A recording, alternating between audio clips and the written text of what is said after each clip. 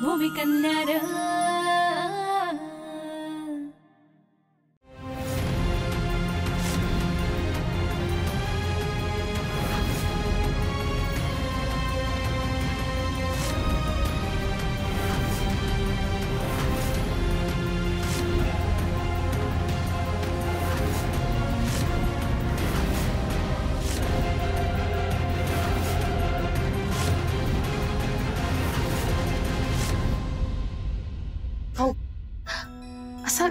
असा धीर सोडून खचून नसतंय जायचं। तुम्हाला माहितीये आपला शेतकरी राजा दरवर्षी फक्त या पावसाच्या आशेवर जमिनीत बियाणं पेरतो, पण कोणत्या साली जर पाऊस नाही झाला ना तर त्याची सगळी मेहनत आणि बियाणं वाया जाते। म्हणून कधी पावसाला दोष देत नाही बसत तो, उलट सगळं कर्जाचं बोझ खांद्यावर घेऊन हसत मुखानं अख्खा दुष्काळ सहन करतो। धीर न सोडता खचून न जाता पुन्हा नव्यानं त्याच पावसाच्या आशेवर जमिनीत बियाणं पेरतो। खरं जगायचं कसं ना ते त्या शेतकऱ्याकडून शिकावं माणसाने। तुझं तत्वज्ञान तुझ्याकडेच ठेव, मला तुझ्या तत्वज्ञानाची गरज नाहीये। हो नका ना एवढी चिडचिड करू, होईल सगळं ठीक। माझे बाबा म्हणते पोटात काही नसलं ना की अशी चिडचिड होती माणसाची। चला 2 घास खाऊन घ्या, बरं वाटेल। माणसांना दुखावून तुला जेवण जात, मला नाही। आणि जेवणा आणि खाण्यापिण्यापेक्षा माझ्याकडे खूप जास्त इम्पॉर्टंट गोष्टी आहेत करायला। आणि बाय द वे हे घर माझं आहे, मला जेव्हा जेवायचंय मी जेवीन, मला जे करायचंय मी करीन, तू मला सांगायची गरज नाहीये।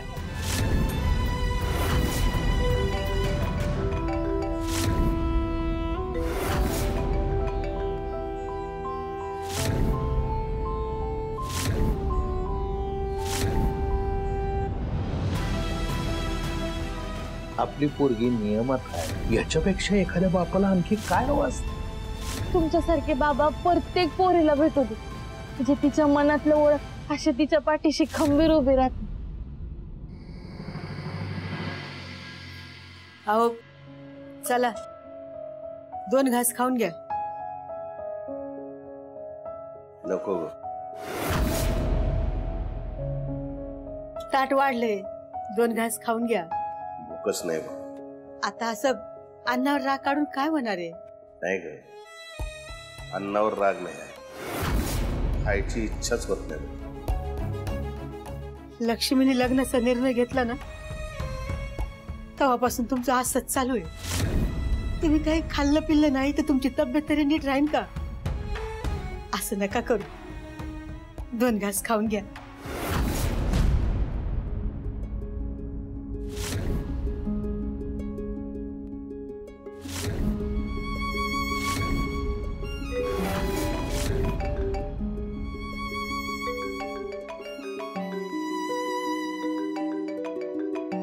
शंभर वर्ष आयुष्य आहे पुरीला। लक्ष्मीचा फोन आहे, घ्या।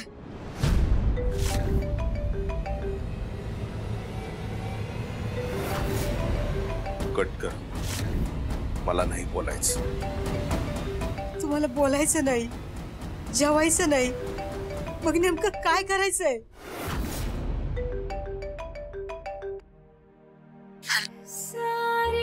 बाबा जेवलात का तुम्ही?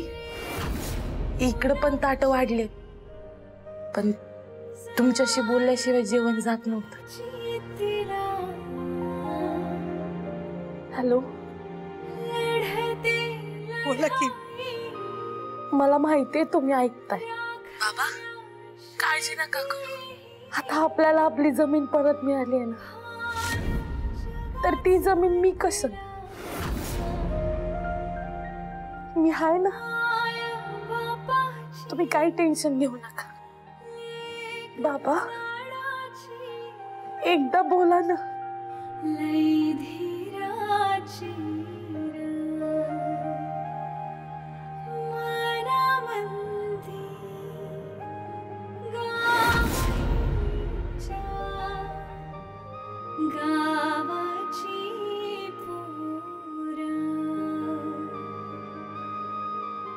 तुझी लेक आमच्या घरची सून आहे, एवढं ध्यानात ठेवायचा।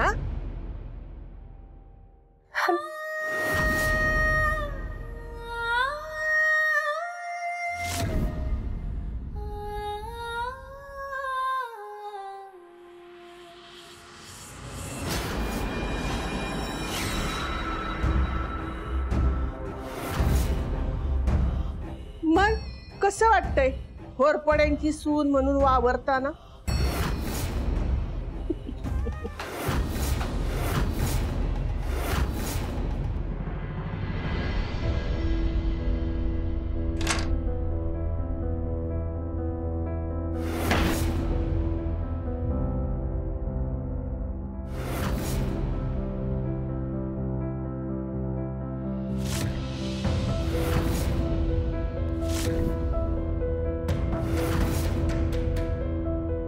हे काय आता?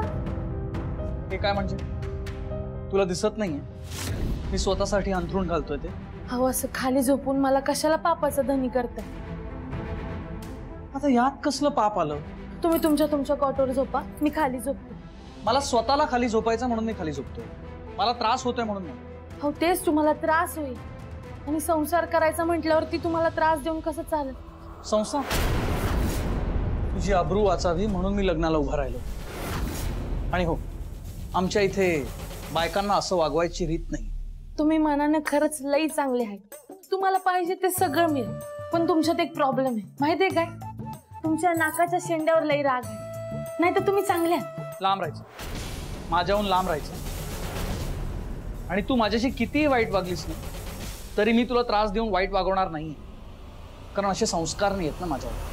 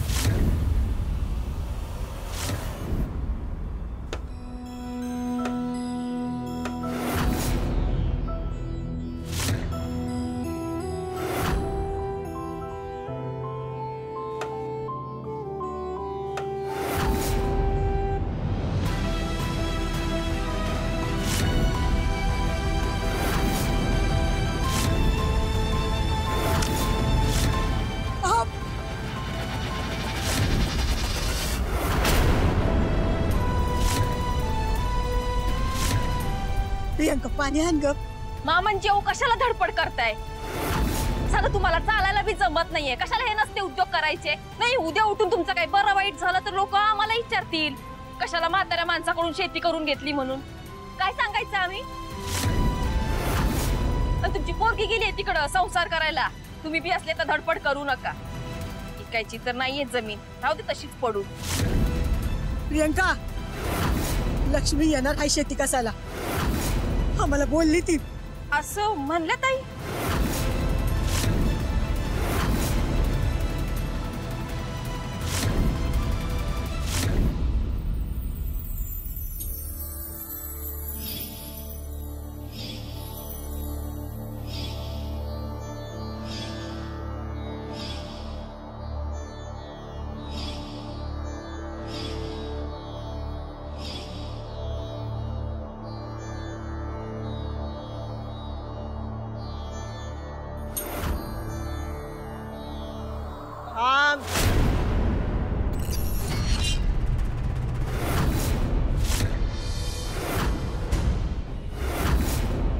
घोरपड्यांच्या सुना घराच्या बाहेर पडण्याआधी विचारल्याशिवाय उंबरटा ओलांडीत नाहीत. मी तुमच्या पूजेची तयारी करून ठेवली आणि नाश्ता पण बनवून झालाय माझा. मी जे विचारलंय त्याचं हे उत्तर नाही. जे विचारलं नाही ते कशाला सांगतेस? कुठं चाललीस? ते मी जरा माझ्या शेतावर जाऊन येत होते. तुझं शेत? आता ते तुझं शेत नाही राहिलं, हे बळीचं शेत आहे. हो पण आता बाबांच्या कसणं होणार नाही ना, आणि लग्नाच्या गडबडीत तिकडे जाणं पण झालं ना, म्हणून म्हणलं जरा जाऊन येते. ती जमीन तुझ्या बाबाची आहे आणि त्या जमिनीचं काय करायचं ते तुझा बाबा बघील ना. तू आता त्या घरची पाहुणी आहे आणि घोरपड्यांच्या सुना दुसऱ्याच्या शेतात जाऊन काम करत्याल.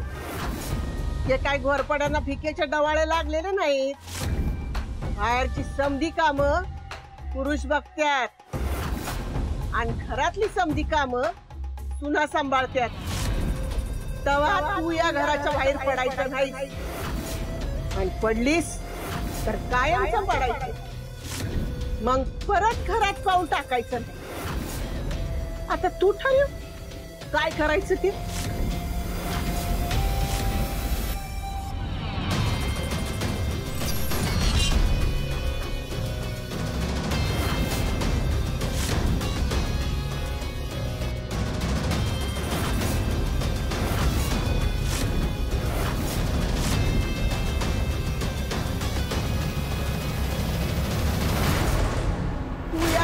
बाहेर पडायचं नाही. पडलीस कायमचं पडायचं. मग परत घरात पाऊल टाकायचं.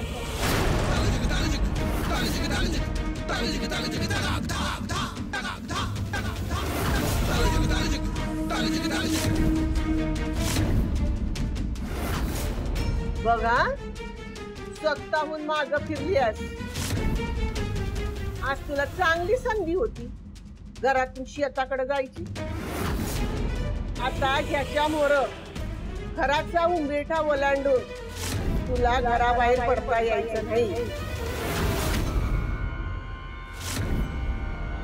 आता शेती सुरायची आणि घोरपड्यांची सून बनून या घरातच राहायचं. मान्य.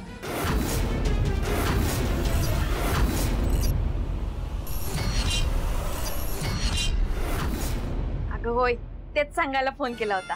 आम्ही निघतोय आता इकडून. दुपारपर्यंत पोहोचू तुझ्याकडे. अगं होय घेतले तुझ्यासाठी काळी चटणी. बरं ठेवू का? ओ मी काय म्हणते आपण आता शहरात जाऊन आपलं काम कुठवर आलंय ते बघूया. आता जास्त वेळ नको घालवायला. मला नाही राहायचं या गावात. अगं पियू मला तरी कुठं आवडतं या गावात राहायला. पण आडला महेंद्र बसला गावामध्ये असं झालंय माझं. बरं तू आवर मी आलोच जरा. आओ कुठं निघाला दुसरीकडं? अगं त्या हर्ष दाजीवर मी केस नाही का केली. त्याच्या कोर्टाची तारीख आहे. त्याला जायला नको. जर मी तारखेला गेलो ना तर आपल्याला पैसे कसे मिळतील. मग आधी कोर्टात जातो ते काम संपवतो मग तुला कॉल करतो. आओ कशाला? मी बी येते की तुमच्या सोबत. तुम्ही तुमचं काम आवरा. मी बाहेर तुमची वाट बघते. लवकर येतो पियू.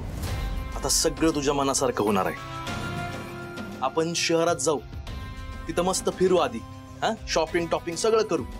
मग तुझ्या ताईला भेटू. ताई बरोबर सगळं बोलणं झालं की नाही की मग घरी येऊ बॅगा भरू कायमचं शहरात निघून जाऊ. मला कानातले झुमके घ्यायचेत आणि चैन बी घ्यायचे आणि ना अक्षय कुमारला थोडेसे कपडे पण घ्यायचेत. आणि मी काय म्हणते नाही म्हणजे माझे दाजी आपल्यासाठी एवढं करतायत त्यांना एखादा मोबाईल घेऊन देऊ. बर प्रियंका पैसे जपून वापरायला पाहिजे आपल्याला. तुम्ही आता चेंगटपणा करू नका बरं. मला अजून पाटल्या करायच्या जोडवे घ्यायचे. बर बर सगळं करू. पण अगं लिस्ट लईच मोठी होत चालली. उगाच अंगापेक्षा बोंगा नको मोठा व्हायला. बर चल आधी जाऊन ये.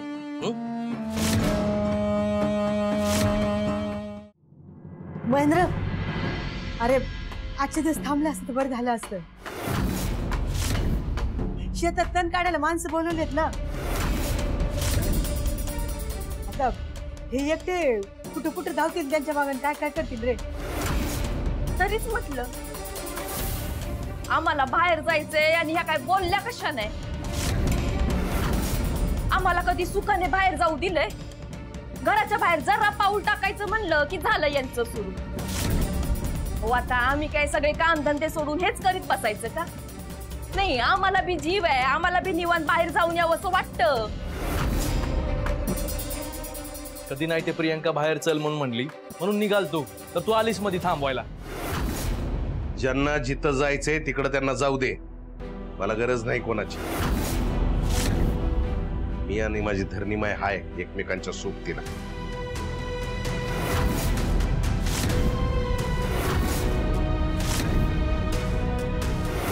बघा त्यांना स्वतःला तर आमची काही गरज नाहीये आणि तुम्ही उगाच आम्हाला थांबा थांबा करताय. चला हो.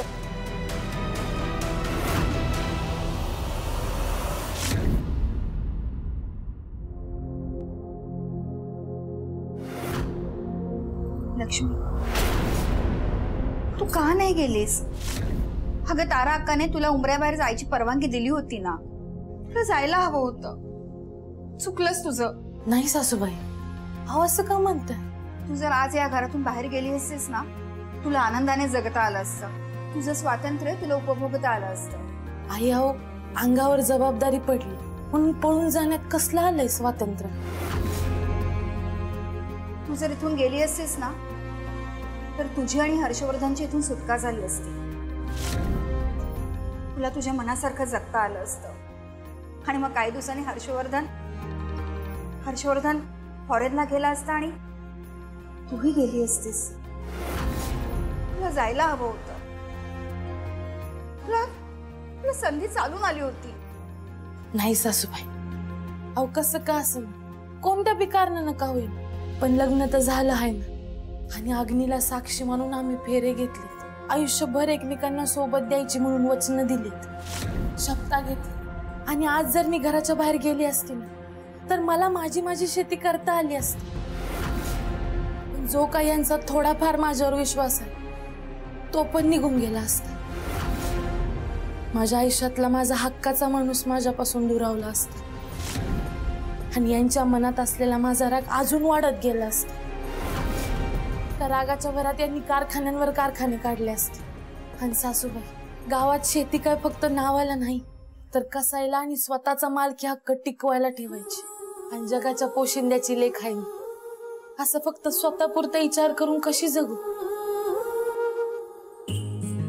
आणि मला माहितीये, हे मनानं लई चांगले आहेत, हलक्या कानाचे आहेत. कुणी बी काय बी सांगितलं ना, का लगेच त्याच्यावर विश्वास ठेवतात. आता काही गोष्टी त्यांना माहित नाही म्हणून सध्या चिडलेत माझ्यावर. ज्या दिवशी त्यांना सगळ्या गोष्टी काय आहेत त्या कळतील ना, मग बघा एक एक करून सगळ्या गोष्टी कशा सुधरत जातात. लक्ष्मी, या सगळ्या गोष्टी बोलायला आणि ऐकायला खूप छान वाटतात ग, पण वास्तवात नाही. आज मी तुझ्याशी इतकं बोलू शकले. यापुढे परत कधीही संधी मिळेल मला माहित नाही. का असं म्हणतात, भिंतींना कान असतात. इथल्या भिंतींनाच काय, इथल्या छताला, फर्निचरला, सगळ्यांनाच कान आहे. म्हणून सांगत होते, संधी आहे, निघून जायचं होतंस. पण यापुढे मला तुला कधीच काही सांगता येणार नाही. आणि तुम्ही नका काळजी करू, भूमिकन्या आहे मी. अशी तशी माघार नाही घेणार. शेवटी बळीराजाची लेख आहे मी.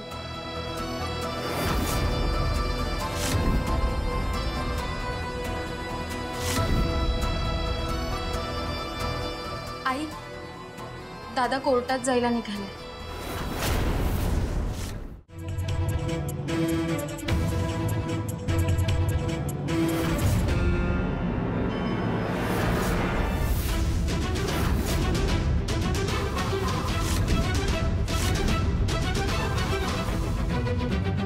माझं लेकरू कसं फसलं देव जाणे. कुणाची तरी नजर लागली तुला. तू नका लोड घेऊ तारक, आम्ही असं जाऊ आणि असं वापिस येऊ. आणि याला काय जामीन लागलीच म्हणून जाईल.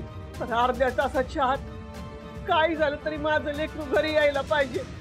जी तारक, हर्षवर्धनवर आरोप लागूच देणार नाही आम्ही. तशी व्यवस्था केली आहे. सुभान समधे आरोप स्वतःच्या अंगावर घेणार आहे.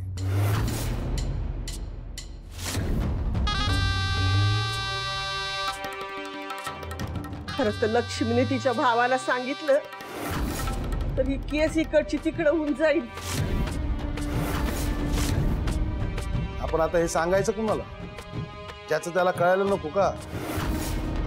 इथे म्हणजे आपलेच दाट आणि आपलेच वट असं झालं. बघितलंस ना, तू तिचं भलं करायला गेला आणि तिनं तुझंच वाटोळं केलं. म्हणून म्हणतो हर्षवर्धन, गावामध्ये लय चांगलं राहून मी काही जमत नसतं. आता तू एवढ्या मोठ्या मनाने हिच्याशी लगीन केलं, आता काय होऊन बसलं? अरे बाबा, जंगलामध्ये कधी बी सरळ बाबीच पहिले तोडतात, तसंच गावामध्ये चांगल्या माणसालाच पहिले येड्यात काढलं जातंय. लग्नात दोघांची पत्रिका जुळली की नाही ते बी बघितलं नाही. तर आपल्याला तरी काय माहित पुढे हे असं वाढून ठेवलंय. शेबा, माझ्या लेकराच्या पाठीशी उभा राहा. काय चुकलं माकलं असेल तर पदरात घे आणि माझ्या लेकराला सुखरूप घरी परत आण. का बाहेर पोलीस आले.